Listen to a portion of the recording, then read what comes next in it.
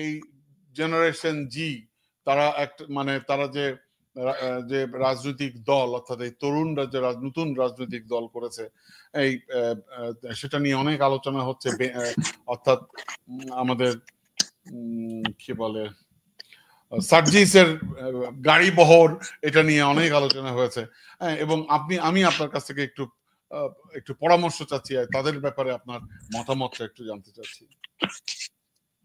ধন্যবাদ টিটু ভাই আপনি আমাকে ফোন করার জন্য।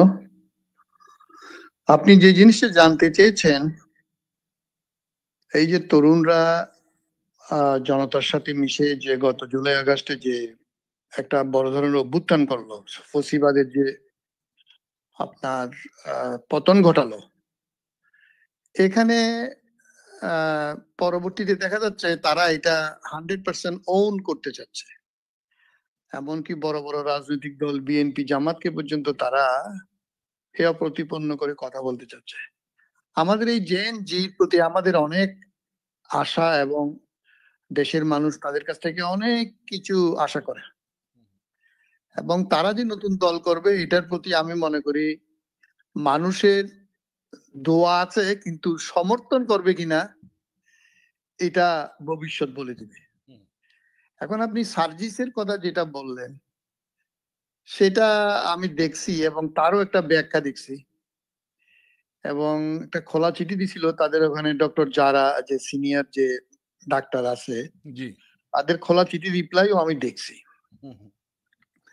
কিন্তু যত ব্যাখ্যাই সার্জিস দিক, এটা আমরা অন্যান্য রাজনৈতিক দলের যে সমালোচনাটা করি, এই যে গাড়ি বহর, এই যে আপনার অপ্রয়োজনীয় টাকা পয়সা খরচ করা, এটা তো দেশের মানুষ ভালোভাবে নেয় না। হয়তো তারা রাস্তার মধ্যে 100টা 200টা গাড়ি দেখলে মানুষ টাকায় থাকে, বাট তারা মনের মধ্যে খুবই আঘাত পায়। কারণ আমাদের দেশে এখনো একটা মেজরিটি মানুষ অত্যন্ত গরিব এবং বিশেষ করে সে খুব সম্ভবত ঠাকুর বাবা পঞ্চগড়ে মনে হয় তার বাড়ি, পঞ্চগড়ে। তো ওখানে আমরা জানি নর্থ বেঙ্গলে এমনিতেই আরো বেশি মানে মঙ্গা এলাকা আমরা বলি, যেটা মঙ্গার সময় প্রচুর মঙ্গা টঙ্গা হয়। তো এখানে আমার মনে হয় তার জিনিসটা খুবই খারাপ করেছে সে। আমি কারণ সে যদি রিক্সাতেও যায়, সে যদি বাসেও যায়, সার্জিসের মানে আপাতত যে ভূমিকা সে জুলাই আগস্টে রাখছে এটা তো বিশাল ব্যাপার।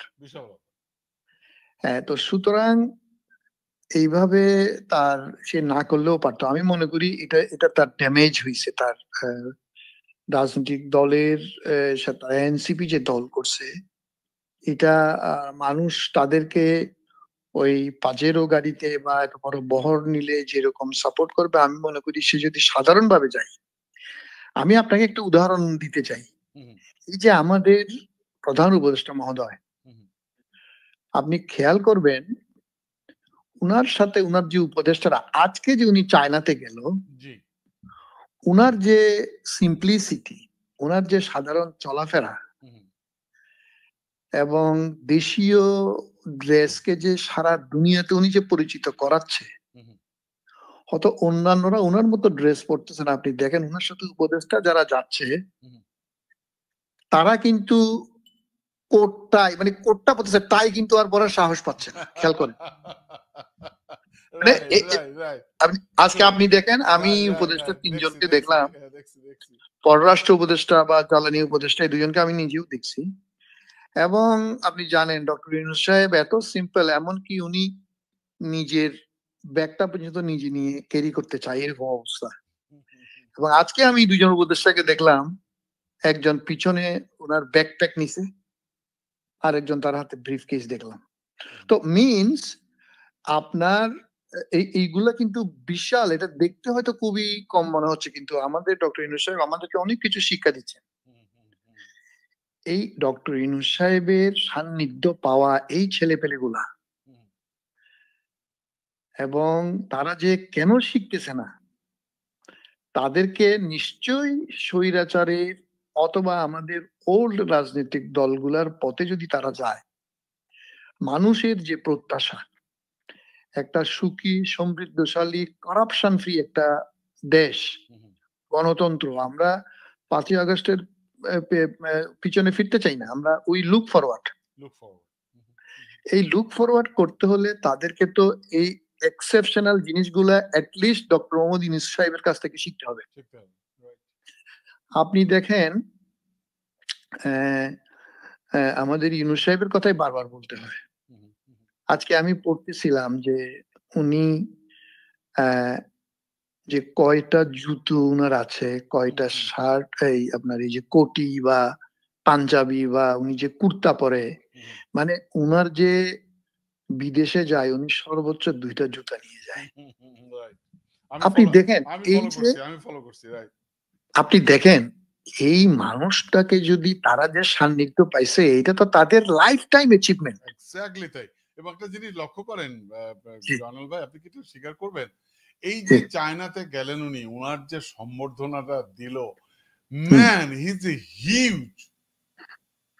না এখনো তো আমরা তো আমি অনেক জনের আলোচনা দেখলাম যে দ্বিপাক্ষীয় দিস দ্যাট, বেসিক্যালি উনাকে নিয়ে গেছে যে পাও সম্মেলনটা হচ্ছে, সেটা একটা এয়ারপোর্টটা খুব ছোট্ট এবং এটা অস্ট্রেলিয়া সহ 25টা দেশ ওখানে যাবে।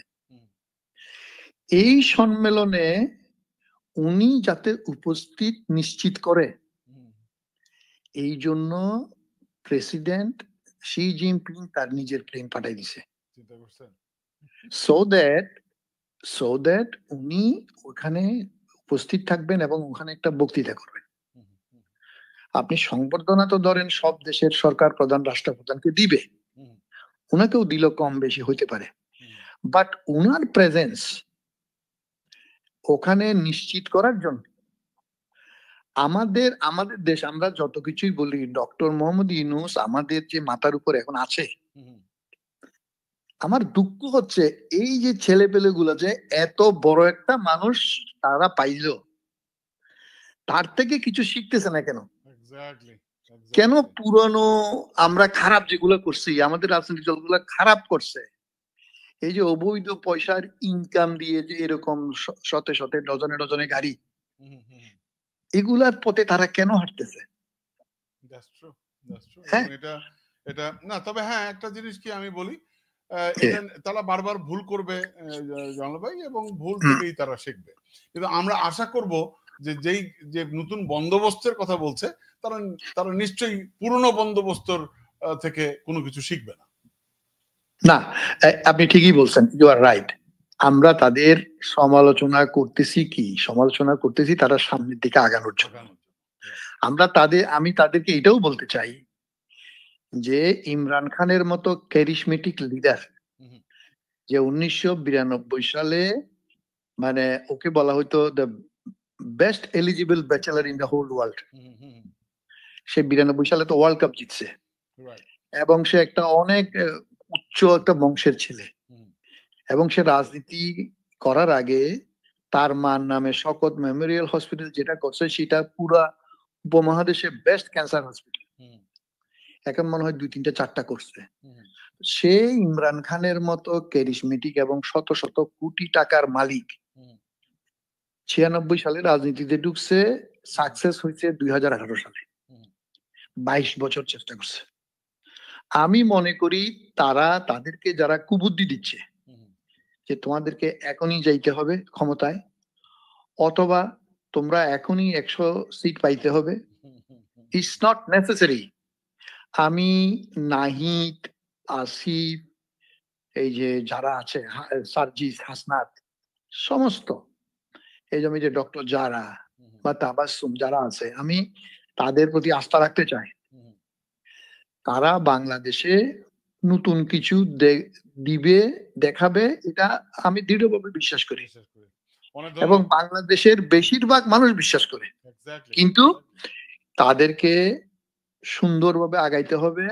আগামীবার তারা 10টা পাবে না, 20টা পাবে না, 50টা আমরা জানি না, মানুষের সমর্থন নির্ভর করবে, কিন্তু তাদেরকে ধৈর্য ধরে অ্যাটলিস্ট মানে কোন রকমের প্রপাগান্ডাতে, কোন রকমের ওই যে পীর বুজুর্গদের কথা শুই না, ধ্বংস না হওয়ার থেকে বাঁচার জন্য প্ল্যানলি আগাইতে হবে, follow the simplicity of doctor Mohammad Yunus. Exactly.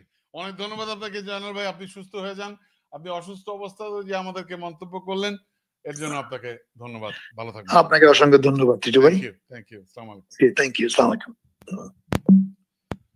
দর্শক, আমরা জয়নাল আবেদিন ভাইয়ের কথা শুনলাম। জয়নাল ভাইকে আপনারা নিশ্চয়ই মিস করতেছেন, উনি ওনার জন্য দোয়া করবেন। সো আমি একদম অনুষ্ঠানের শেষ পর্যায়ে চলে এসেছি। এখন যে মানে শেষ করতে চাই এটা বলে, যেটা জয়নাল ভাই যেটা বললেন আর কি, আমরা সেই সিম্পলিসিটি দেখতে চাই। আমরা নতুন বন্দোবস্ত যেন একটি শুধুমাত্র বুলি না হয়, আমরা যেন নতুন বন্দোবস্তটা যেন আসলেই মানে কার্যকর হয়, এবং যে বন্দোবস্তের কথা নতুন আমাদের এই তরুণরা বলছে সেটা যেন তারা নিজেরাও বিশ্বাস করে, তারা নিজেরা যেন প্র্যাকটিস করে। হ্যাঁ, সো এটা শেষ করছি এটা বলে, এবং সবশেষে যে বিষয়টা নিয়ে আসলে কথা বলতে চাচ্ছিলাম, আপনারা নিশ্চয়ই সবাই জানেন যে শিক্ষার্থীদের লাগানো ফিলিস্তিনের পতাকা নামিয়ে ফেললো ব্র্যাক কর্তৃপক্ষ, বললো উপর থেকে চাপ আসছে। আমি জানি না কি কারণে এই ঘটনাটি ঘটেছে, মানে এটি খুবই দুঃখজনক, এবং এটার প্রতিবাদ জানাচ্ছি, মানে খুব তীব্র প্রতিবাদ জানাচ্ছি, তীব্র থেকে তীব্রতম প্রতিবাদ জানাচ্ছি। ব্র্যাক কর্তৃপক্ষের প্রতি আমাদের অনুরোধ যে আপনারা এই এই যে ফ্ল্যাগ, ফিলিস্তিনের ফ্ল্যাগ, এই ফ্ল্যাগটা যত দ্রুত সম্ভব প্রতিস্থাপন করবেন। দর্শক, আমি যে শহরে থাকি মন্ট্রিয়ালে, এই মন্ট্রিয়ালে অনেক বড় বড় বিল্ডিং এ শোভা পাচ্ছে প্যালেস্টাইনের পতাকা। সো আমি জানি না কোন ঊর্ধ্বতন কর্তৃপক্ষ তাদেরকে নির্দেশ দিয়েছে, আমি জানি না। হ্যাঁ, এটি ব্র্যাক বিশ্ববিদ্যালয়ের ফাজলামি কিনা আমরা জানি না। সো এটা নিয়ে আমার মনে হয় যে আপনাদের কথা বলা উচিত, এবং ব্র্যাক বিশ্ববিদ্যালয়ের এ বিষয়ে ক্ষমা চাওয়া উচিত। ভালো থাকবেন দর্শক, সুস্থ থাকবেন, আবারও কথা হবে আগামীকাল। সে পর্যন্ত আল্লাহ হাফেজ, আসসালামু আলাইকুম।